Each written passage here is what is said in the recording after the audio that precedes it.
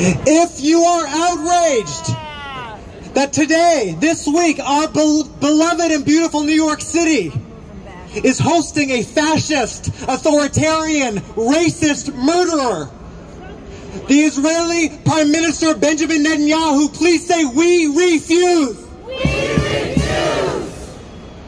That is just the beginning of our outrage that Netanyahu is here. If you are outraged at the continued and escalating demolition of Palestinian homes, murder of Palestinian people, blockade on over 2 million Palestinians in Gaza, please say, "We refuse." We refuse. If you are outraged that Israeli apartheid is funded and supported by the United States government at over $3.8 billion every year, please say, "We refuse." We refuse.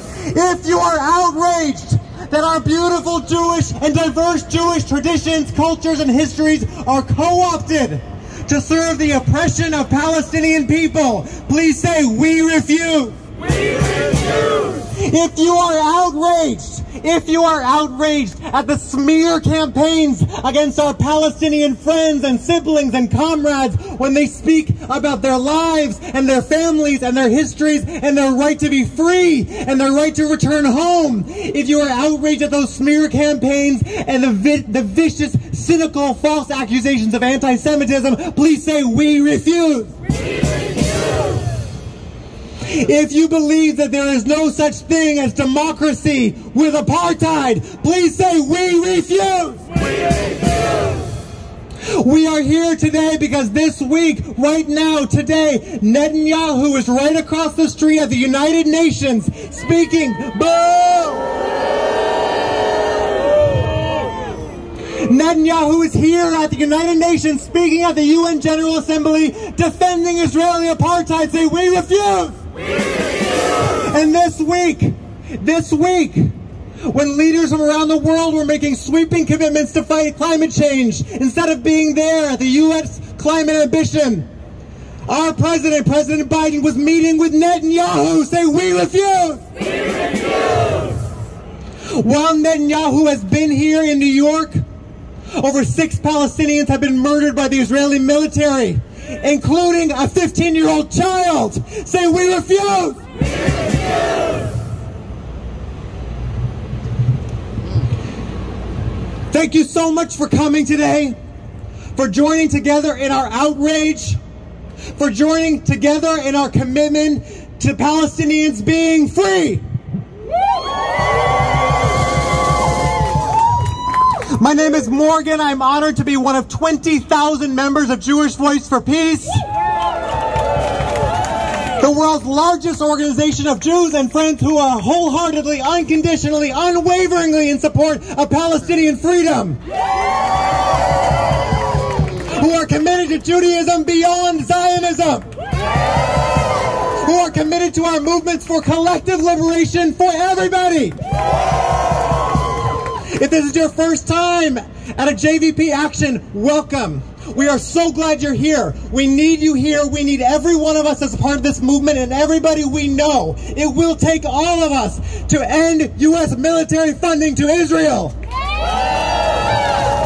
It will take all of us to stop the vicious use of Jews as a moral cover for an apartheid colonial regime.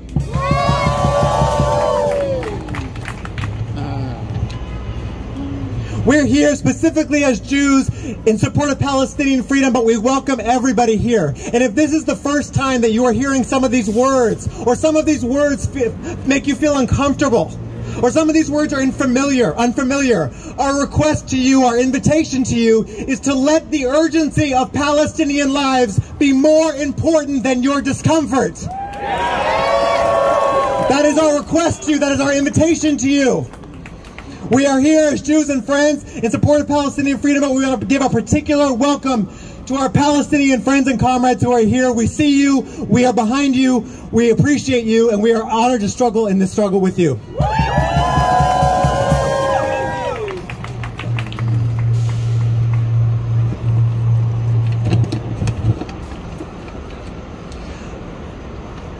Let's say Netanyahu, you are not welcome here.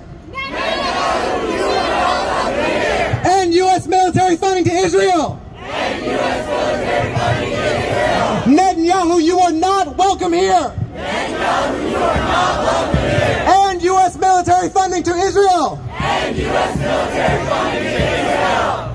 Palestinians have the right to live in freedom. The right to live in freedom. And the right to return home. The right to return home. Palestinians have the right to live in freedom. The right to live in freedom. And the right to return home. The right to return home. Palestinians have the right to live in freedom. The right to live in freedom. And the right to return home. The right to return home. Jewish Voice for Peace Action's political director, Beth Miller. You may have seen her on Democracy Now! Today. Please join me in welcoming Beth Miller. Good afternoon, everybody. This is a beautiful, powerful group of people gathered here today. Everyone lift up these signs. I want to see all these. Yes, yes. Jews for Palestinian freedom, end U.S. military funding to Israeli apartheid. New Yorkers for Palestinian freedom. Say Netanyahu is not welcome here. Go home, Netanyahu! We're here right now in front of the UN, and we're here today because a few hours ago, Netanyahu spoke to the General Assembly. And he spent his time trying to justify and defend what his extremist, racist government is doing. He was trying to defend apartheid. And if you can believe it, one of the things he said today was that peace can only be achieved if it is based on truth. Pinocchio! It cannot be based on lies. So that's rich, coming from a man who lies every single day about what he and his government are doing and has been doing for decades. So let's talk about the truth. Here's the truth. The truth is that on Tuesday, while Netanyahu was here in our city, the Israeli military killed 6 Palestinians, including a 15-year-old child. That's the truth. The truth is that violence from Israeli settlers living illegally on Palestinian land has displaced over 1,000 Palestinians since last year. That's the truth. The truth is that Israel's military and government has trapped over 2 million Palestinians under a blockade in Gaza for over 15 years, preventing them from leaving, from entering to see their family, and dropping bombs on apartments, hospitals, and families when they have nowhere to flee. That is the truth. The truth is that Palestinian children in the West Bank go to bed every night in fear that they might be arrested from their beds and thrown in a military prison where their parents have no way of reaching them. The truth is that this Israeli government could not care less about Jewish safety. What they care about is control of Palestinian lands and kicking Palestinians out of their home. The truth is that if the international community and the U.S. want to get serious about peace, we need to say that this is apartheid and that Netanyahu and the people who run this government have no business being here and getting funded by our government or any other government around the world. The truth is that Palestinians deserve to live in freedom. And now a couple days ago, like we just heard from Morgan, Biden was here and he met with Netanyahu at his hotel. Get that a little louder. Biden met with Netanyahu here in our city.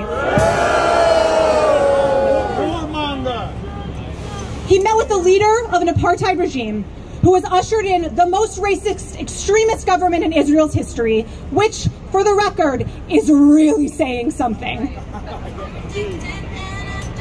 Meanwhile, while all this is happening, Biden is here in the U.S. and he's being a hypocrite. With one hand, he's saying that he is deeply concerned about what's happening. He's issuing little diplomatic snubs here and there, right? Like Netanyahu can't come to the White House. He'll meet him in New York instead.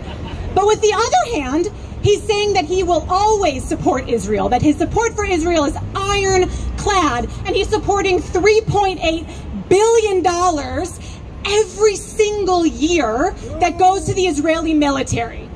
He's sending guns, tanks, warplanes. Shame on Biden, shame on Netanyahu. If Biden actually cared about human rights like he claims, he could take action. This isn't actually that hard. It's not so hard to figure out what to do here. You should start by ending your own government's complicity in what's happening. End the flow of $3.8 billion every single year. And let's just talk for 1 second about why it matters that American Jews in particular speak out about this. One other thing that Biden said to Netanyahu when they met on Wednesday, and I'm quoting here, "Without Israel, there's not a Jew in the world who's secure."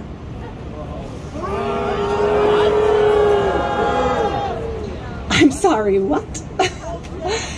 Without Israel, there's not a Jew in the world that's secure. So as Jews, and as American Jews, where we have a government that is claiming that it supports Israel for us and our safety, we have to be as loud as we can possibly be to say that we are here for a Judaism beyond Zionism, and we demand an end to the $3.8 billion now. So let's end this right now with end U.S. military funding to Israeli apartheid. End U.S. military funding to Israeli apartheid. Netanyahu, go home! Netanyahu, go home! Thank you all. Free! Free Palestine! Free! Free Palestine! Free! Free! Free Palestine! Free! Free! Free Palestine! Free! Free Palestine! Free! Free Palestine! Free! Free! Free Palestine! Free! Free! Free Palestine! I want to start by saying that we're here not just because we oppose this war criminal that's holding court in our city, but we're here because this war criminal represents 75 plus years of ethnic cleansing and apartheid and occupation. Because he represents a government that is expanding illegal settlements on Palestinian land, that is expelling tens of thousands of Palestinians from their homes, and that is overseeing the bombing of Gaza to smithereens every year, where people no longer have access to adequate health care, where they live in a tiny prison that has been deemed uninhabitable for over a decade. We're here because we oppose all of that and not just Netanyahu. We're here because you can't pick and choose which parts of apartheid you're against. You're either against all of it or you're against none of it. And we're here to say we are against every form of apartheid and occupation and settler colonialism. That is why we're here. We refuse for our city to be used as a meeting place for war criminals. We refuse to use New York City in this way. We refuse to host a man who has openly lauded the ethnic cleansing of thousands of Palestinians from their home, who gave the green light for campaigns and killing sprees that left Palestinian bodies riddling the streets, wounded and killed. For over 75 years, Palestinians have said, Israel, Zionism, is stealing our land, is killing our people, is erasing us, or trying to. Then the International Criminal Court, the UN Security Council, dozens and dozens of UN resolutions said the same. Human Rights Watch and Amnesty International have officially charged Israel with a crime of apartheid and crimes against humanity. So why is an emblem of apartheid being allowed to hold court in our city? Would we allow this if it were someone championing apartheid South Africa? No, we wouldn't. I would hope. This is not just about Netanyahu, but about everything he represents, and Israeli leaders, successive Israeli leaders represent. It didn't start with Netanyahu and this current fascist right-wing government. It started with Zionism over 100 years ago. Zionism, a racist political ideology.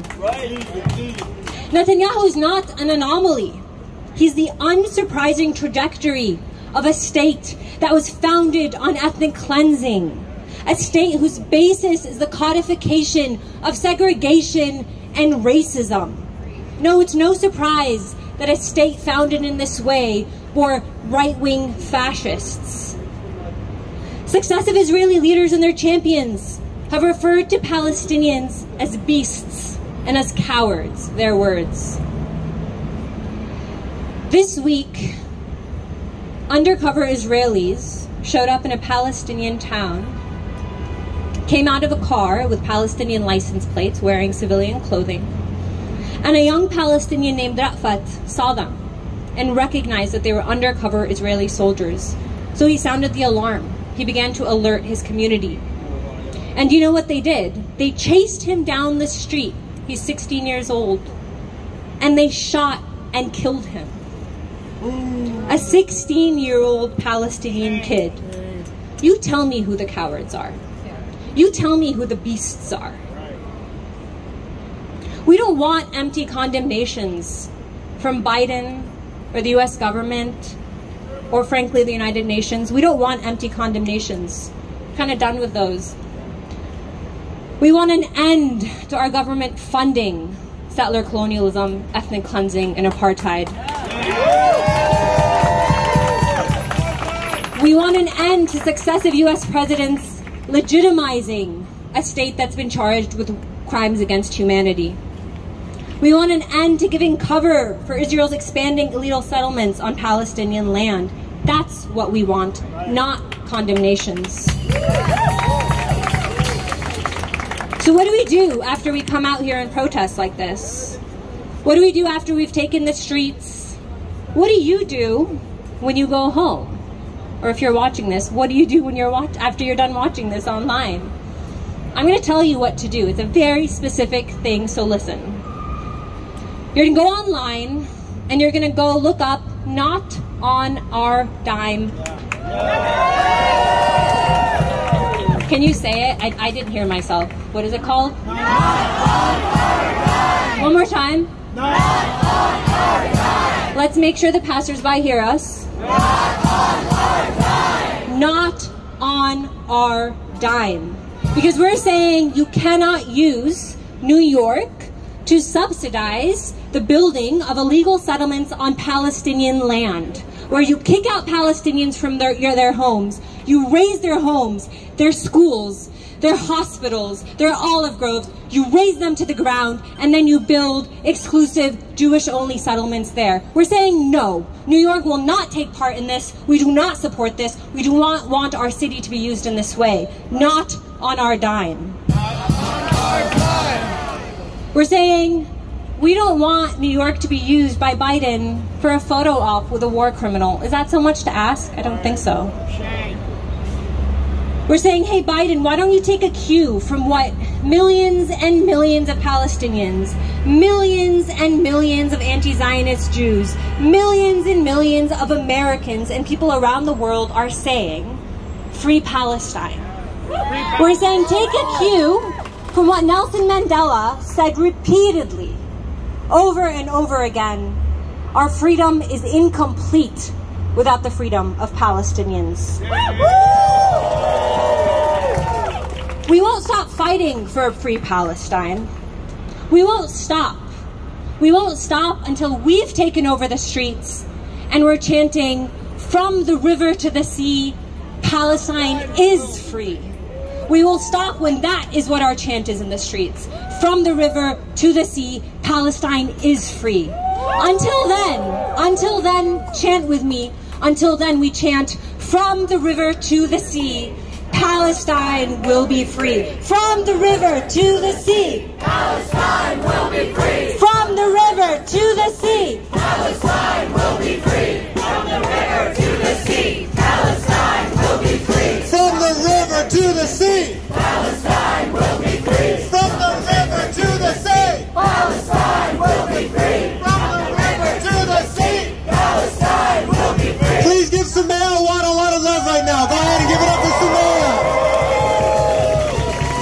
We appreciate you, and we're all signing up to participate in the Not on Our Dime campaign.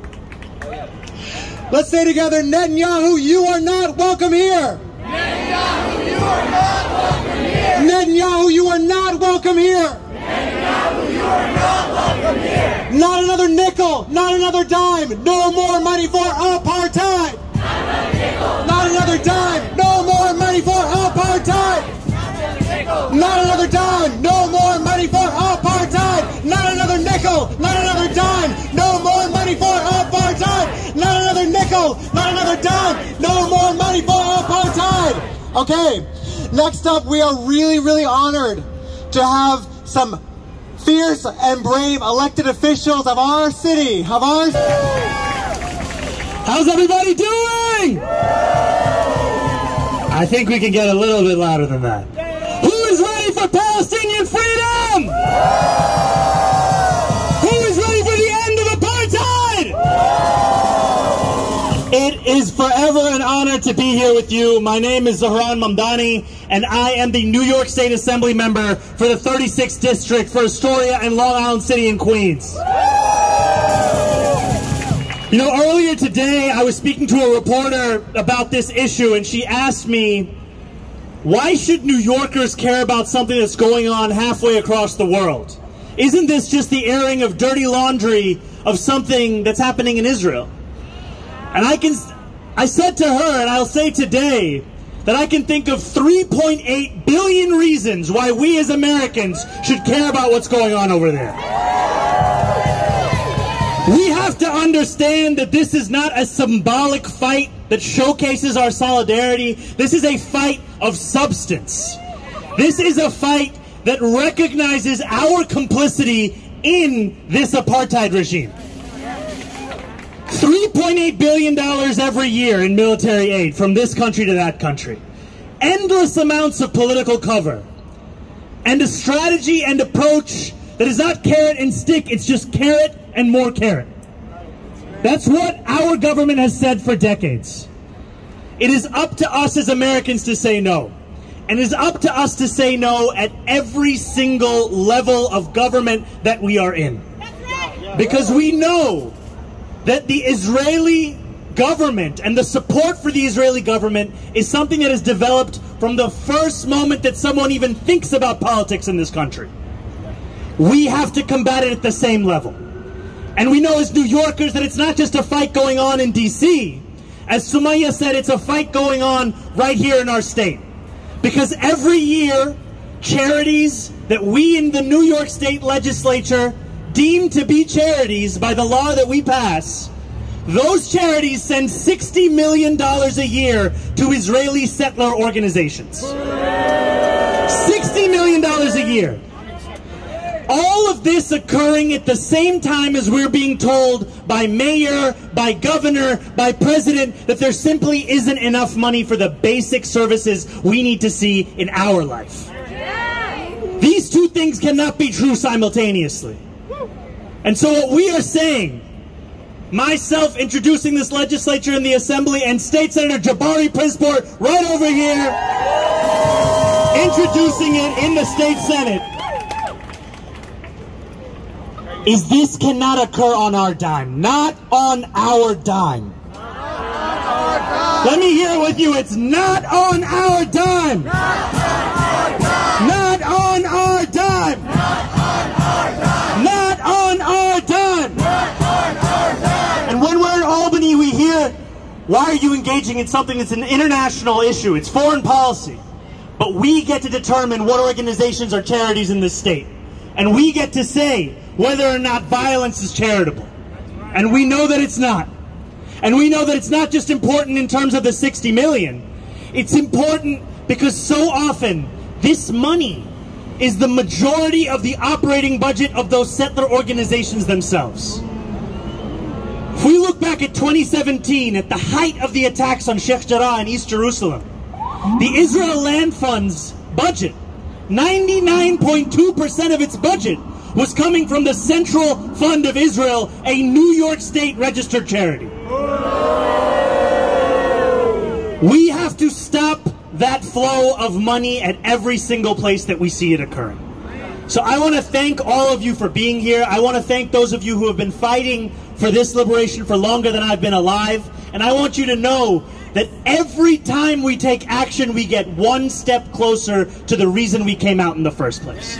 We get one step closer. And we know it will not be today, we know it will not be tomorrow, but we know that it will be within our vision. We can see it already. That day is coming. And it's coming because each one of you has the bravery to call out hypocrisy for what it is. So thank you all so much. I would be a bad organizer if I didn't tell you to go to notonourdime.com/take action. If you go there, you can send a letter to your legislator. It'll take you about 1 minute. And then the next time I'm in Albany and I'm talking to a colleague and they say, none of my constituents care about this, I can say, actually, I can see that 50 people sent that letter on the same day we were at the protest. So thank you for exposing these contradictions. Thank you for standing up for consistency. And thank you for saying that our convictions are going to change the calculus of this country. Thank you so much. Give it up for New York State Assembly members. All right, Mamdani, everybody. When Netanyahu comes to town, what do we say? Free, free Palestine. Free, free Palestine. When Netanyahu comes to town, what do we say? Free, free Palestine. When Netanyahu comes to town, what do we say? Free, free Palestine. When Netanyahu comes to town, what do we say? Free, free Palestine. That's right. That's right. Okay, next up, I am also honored to welcome up an incredible, fierce, courageous elected official, New York State Senator Jabari Brisport. Please give it up for Jabari with me, everybody. All right, let's go. Y'all know this one. Free, free Palestine. Free, free, free Palestine. Free, free Palestine. Free, free, free Palestine. Free, free Palestine. Free, free, free Palestine. Free, free Palestine. Free, free, free Palestine. I am New York State Senator Jabari Brisport. I am from Brooklyn. Is Brooklyn in the house? You know, in Brooklyn we have a saying. We say, spread love, it's the Brooklyn way. So I have a message for Netanyahu. You are not welcome here. Because while in Brooklyn we spread love, let's talk about what he has spread. He has spread hate. He has spread distrust. He has spread displacement. And he has spread death of Palestinians. And that has no place anywhere, but especially not in New York City, in our backyard. I stand with everyone here or everyone watching who dreams of a free Palestine. I stand with everyone here or watching who dreams of an end to the U.S. funding, the U.S. military funding to Israel. And I stand with everyone in the Not on Our Dime coalition that says we will stop funding fake charities that fund Israeli settler violence. We do see an end to this when we stand up, when we rise together, when we work together and say no more to the violence. Yes to a free Palestine. Yes to peace and love with our brothers and sisters thousands of miles away in Palestine. We stand with you. We support you. We love you. We got this. Thank you. Thank you. Give it up for Jabari Brisport, everybody. Free, free Palestine. Free, free Palestine. Free, free, free Palestine. Free, free, free Palestine. Free, free Palestine. Free, free Palestine. Free, free, free Palestine. Free, free, free Palestine. Free, free Palestine. Palestinians have the right to live in freedom. And the right to return home. Give yourselves a round of applause. Thank you, everybody.